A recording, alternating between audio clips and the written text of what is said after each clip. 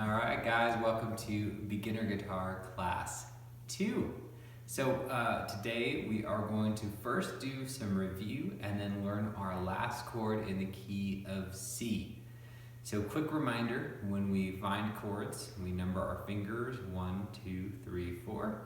And then we number the frets, 1, 2, 3, 4, 5. And then the names of the strings are E, A, D, G, B, E. Every angry dog growls before eating.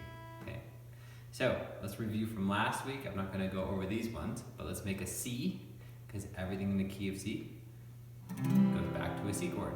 So that's what your C should sound like.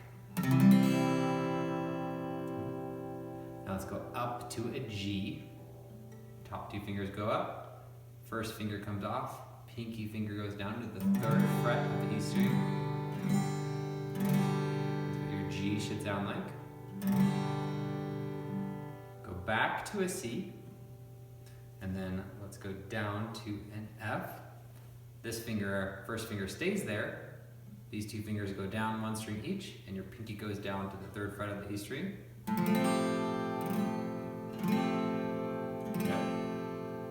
Should sound like that. It's actually an F2, but we'll call it F to keep things simple. Go back to a C. And now let's learn our new chords. We're actually going to learn a variation of this chord. We're going to learn A minor 7 and A minor. So A minor 7 is the easiest. Here's what you do. From a C, you simply pull off your 3rd finger. That's it. That's an A minor 7.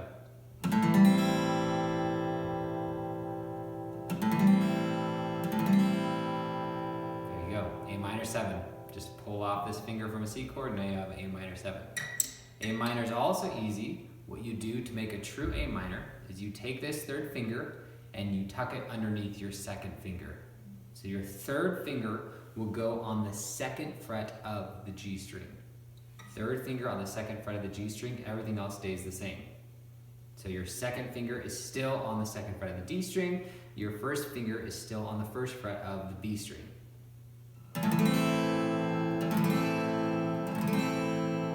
These are our first minor chords, and they're called minor chords as opposed to major chords like C and G and F. Those are all major chords, and a lot of people just kind of simply call them like the happier sounding chords versus the sadder sounding chords, and you can hear that with this. This is a C major. This is an A minor. There. So that's what a minor chord sounds like. So now you know all the chords in the key of C. Good job. Now let's move on to strumming patterns. We're going to learn a new strumming pattern today, actually 2 new strumming patterns. So the first strumming pattern, first let's review from last week, because the first strumming pattern we're going to learn builds off of that. All right? So mute the strings on your guitar with your left hand. And remember, when you strum, 80% comes from the motion of your hand. And your hand needs to be like a clock. Up, down, up, down, up, down, up, down, up, down. And your arm should never stop doing this up, down, moving while you're strumming. Because that's what's gonna keep you in time, all right? So if you're having problems keeping your arm moving steadily, I would suggest that when you practice, instead of jumping in and practicing a strumming pattern, start with a simple down, up, down, up, down, up, down, up.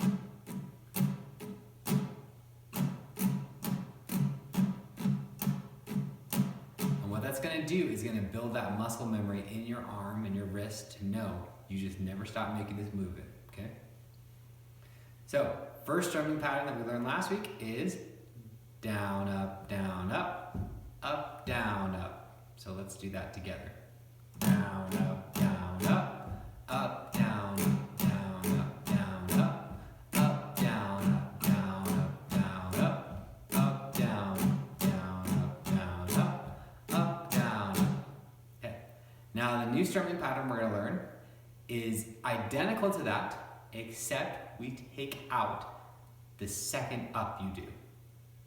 So now we're going to go down, down, up, up,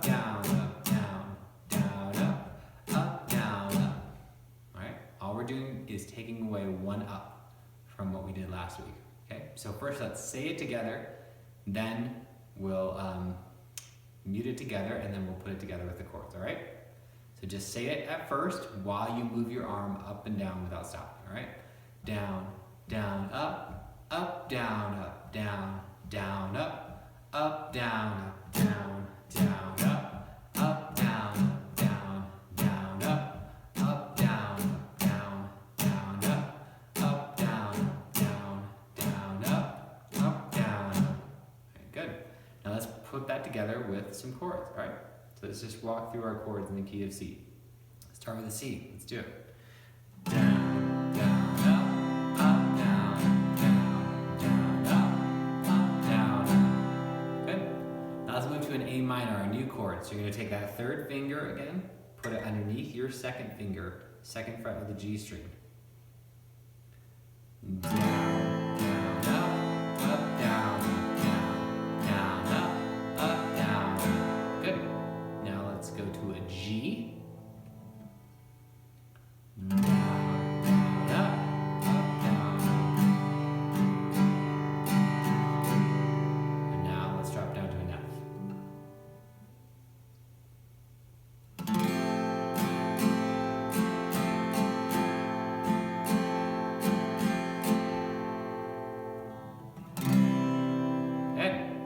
Alright, so the practice song we gave you for this week uses those 4 chords and uses that strumming pattern. So you can check out the practice videos to work on the song Forever by Chris Tomlin. Let's go over one more strumming pattern. So this one is a little different. It goes down, down, down, up, down, up. So it's 3 downs in a row, then up, down, up, down, up, down, down, down, up, down, up, down, down, down, up, down, up, down, down, down, up, down, up, down, down, down, up, down. Now, once you start playing this strumming pattern, I recommend you don't actually play it like we just did. That's to get our arm moving the right way. But oftentimes this strumming pattern is used in folk type songs. And what you actually do, and this is kind of a hint of where we're going the next couple of weeks with our more complicated strumming patterns, is that most of the time this is used as what I call an 8-count strumming pattern. So instead of doing a 4-count strumming pattern like down, down, up, down, up, you would actually play this twice as fast and do 2 of them. Down, down, down, down, down, down, down, down. All right? So oftentimes when you use this strumming pattern and play with songs, you would actually play it twice as fast as you would the strumming patterns we've already worked on. And then another thing that would often be changed if you use this strumming pattern is that those first 2 downs, instead of hitting all the strings, you normally would focus just on the top strings, the top 2 or maybe at the most 3 strings. So sometimes I call it a bounce or top. So top, top, down, up, down, up. So that sounds more like.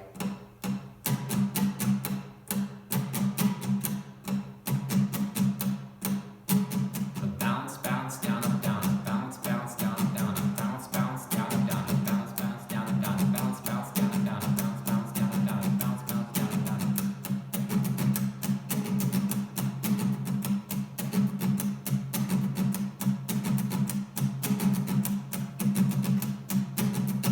Hear that, you can kind of hear that folk music type stuff to it, you know, like.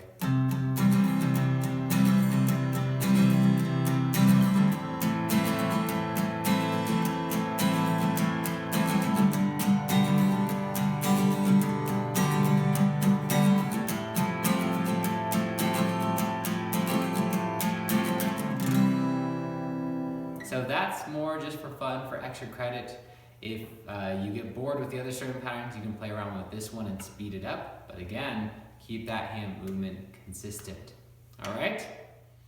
So here's another thing to practice as you continue learning. In an ideal world, you don't always strum all of the strings. You only strum the strings and the frets that pertain to that chord. Now, for example, we've learned like a C. A C, the top note that you play on a C, is the 3rd fret on the A string. So ideally when you're practicing strumming in the key of C and you're hitting a C, you would try not to hit that E string. So instead of sounding like, it should sound more like, so down, down, up, down, up, down, up. Or if you're playing a G chord, that one actually you should hit all the strings because the top note of the G chord is the 3rd fret on the E string, a G note. But then when you do like an F, ideally you would only be strumming those bottom 4 strings.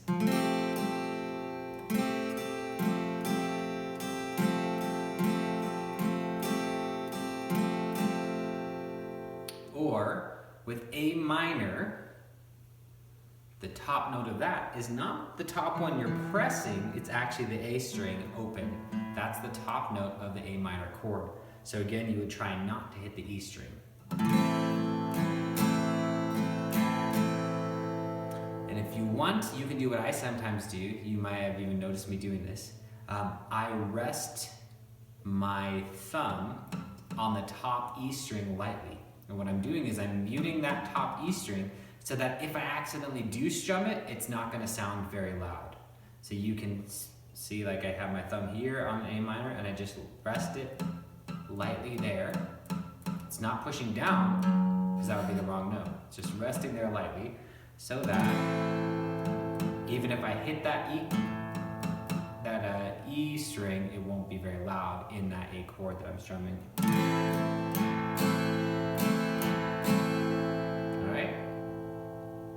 Good, so just keep that in mind as you practice. Now, what I just explained raises the question. And the question is, well, how do you know what the top string you're supposed to be hitting is for any given chord? So to understand that, we need to jump into a little bit more music theory. And what we're gonna do now is we're gonna learn the notes on the neck of the guitar so that you know what the top note is for any given chord I say. So that you would know where the A note is that you're supposed to be strumming for an A minor, or for a G, or for an F.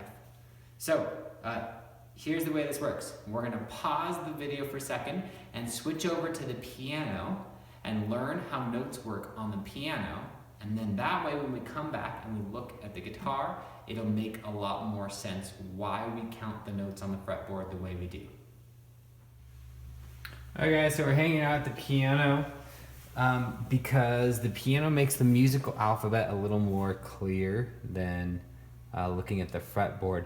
So what this is going to help us do is to understand why the notes are the way they are on the fretboard, so that's a little easier for us to handle.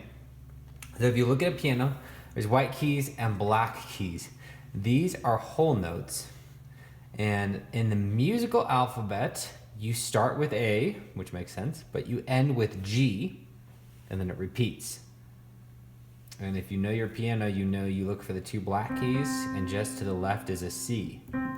So we're gonna just count up, starting with A, going through G, and you'll see how it repeats, and you'll see this pattern repeated. So here's an A on the piano, A, B, C, D, E, F, G, and then goes back to A, B, C.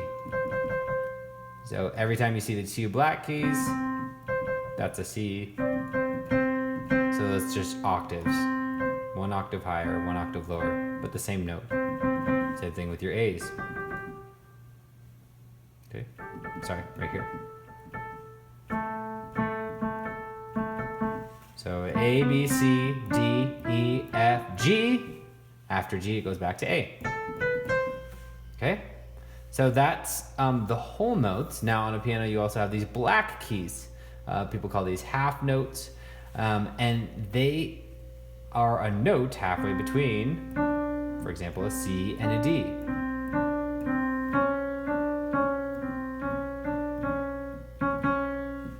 So you can call this note that's a little higher than a C, but a little lower than a D, you can call it a C sharp, which means half a note higher than a C, or you can call it a D flat, but it's the same note either way, half a note lower than a D. So we have C, C sharp, D, D sharp, E. Now this is where things get strange. In the musical alphabet, you'll notice there's no black key here, there's no black key here. And that is because there's no extra note between a B and a C and between an E and an F. That's why there's no black key here.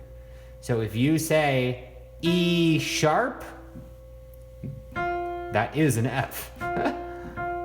Or F flat is an E. There's no extra note here.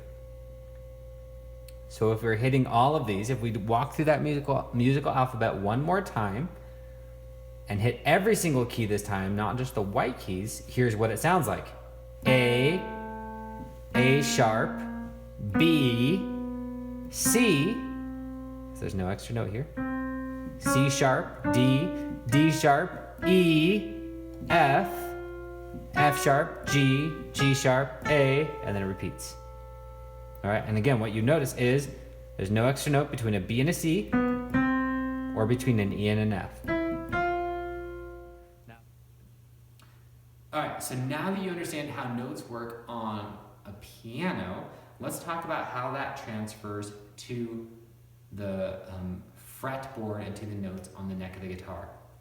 So just for simplicity, since the musical alphabet starts with A, let's drop down to the A string, all right? So remember the names of the strings again, E, A, D, G, B, E. Every angry dog growls before eating. So on the A string, that's an A note. The names of the strings get their names from the note that they sound. So the E string sounds an E note. The A string sounds an A note, okay? So what we're gonna do is we're just going to count up fret by fret, starting with the first fret, second fret, third fret, etc., and name the notes. We're just going to be walking through the musical alphabet. But again, remember, there's no extra note between a B and a C and an E and an F. And I think you'll see how that works, okay? So 0, fret to 0, or the open A string is an A. If I put my finger on the first fret, I am now sounding an A sharp. A sharp, B, what would the third fret be? Not a B sharp, because there is no such thing, it's a C. It's a C. So, when you make a C chord, and your fingers go like this, and you see that your third finger is pushing the third fret of the A string, that is the note C. You're playing a C chord, that finger is playing a C, so that's what you want to be the top string that you strike when you strum. Because it's a C chord, and that's where your C is, okay? Let's keep going. Third fret is a C. What comes next? Fourth fret, C sharp. Fifth fret, D. Now, here's why the fifth fret is important in guitar. We're going to meet two important frets. The fifth fret and the 12th fret are very important as reference points. The fifth fret is important because for all the strings except for the B string, the fifth fret, if you hit the fifth fret on the A string, that is the note of the string below it, open. Fifth fret on the A string is a D note. You go down one string and play it open, that's a D, every angry dog. The same thing works on the E string. The fifth fret on the E string is an A note. The name of the string below that is an A. So this actually helps us learn how to tune a guitar by ear if you ever have to do that. The way you do that is you find a piano or something else and you tune the E string to the E note. And once you get that right, you can tune the rest of the guitar to itself. You'll hit the fifth fret on the E string because that is now a true A note, and you'll make your A string match that sound. Then you'll do the fifth fret on the A string, and make the D string match that sound. You're lining the notes up with themselves, and you'll work your way down the guitar. That's how you tune a guitar by ear. All right, so we're on the 5th fret, which is a D. Okay, so let's keep counting up. 6th fret on the A string, D sharp, 7th fret, E, 8th fret, F. All right, there is no E sharp, jump straight from E to F. 9th fret, F sharp, 10th fret, G, 11th fret, G sharp, and what comes after G sharp? A. The musical alphabet ends with G and then repeats. So after G sharp on the 11th fret, we get to the 12th fret, which is an A. But we started with A. What's happening? The 12th fret on the guitar is important because the 12th fret is where you hit an octave. An octave means the same note, but just one set higher, okay? So here's an A note, 0, and here's another A note, 12th fret. And that works for every string on the guitar. E, E. And that's why on your guitar, your 12th fret will usually be marked in a special way, usually with 2 dots, sometimes with some kind of fancy artwork or something else, okay? So that's how you count the notes on the neck of the guitar. So let's do the E string now, that we're more familiar with this, okay? So 0 on the first string, the E string, E, F, F sharp, G. So again, going back to which strings you strike for different strumming patterns and different chords, you're playing a G chord. You know now that the 3rd fret of the E string is a G. Since it's a G chord, you definitely want to hit that note. So you know to hit all the strings when you're playing a G chord. 3rd fret is G, 4th fret, G sharp. What comes after G and G sharp goes back to A. 5th fret is A, which brings us to the string below. All right? So for our purposes, we don't need to memorize all these notes, but it will really, really help your guitar playing if you're familiar with the notes from 0 to 5 to the 5th fret on the E string and the A string, okay? If you just learn these 10 notes where you're familiar, if I say like play a C sharp, and you know to go to the 4th fret of the A string, that is gonna set you up for success in your guitar playing and knowing which chords to sound, which strings to sound when you strum different chords. Okay, guys? I know that's getting a little theoretical, but hopefully it's not too confusing and you're still following along. Finally, that relates to why when we play an A minor, you don't hit this chord, you want to hit this chord. Why? Because it's an A minor. This is the A string. You want that to be the top note that you strike in that chord. So you mute the E string or don't play it, but you do hit the open A string, all right? So we're learning some theory behind why we strike different strings when we strum them. And also the names of the chords get their names from the lowest note you strike in that chord. All right, guys, so for practice this week, I want you to keep working on those first 2 strumming patterns. Down, up, down, up, down, up, and down, down, up, down, up. And again, I suggest you practice those by themselves. Just mute the strings, practice those strumming patterns. If you get bored with those 2, start playing around with the folk music strum. Bounce, bounce, down, up, down. Okay. Then, separately from that, practice your chords and practice switching as fast as you can. Just like C, A minor, G, F, C, A minor, G, F. Try and get as fast as you can and watch your fingers to see if they're like going like way like this. See if you can move them more smoothly and more efficiently, okay, between the different chord shapes, okay? Then once you practice those separately, put it all together and maybe work on that song.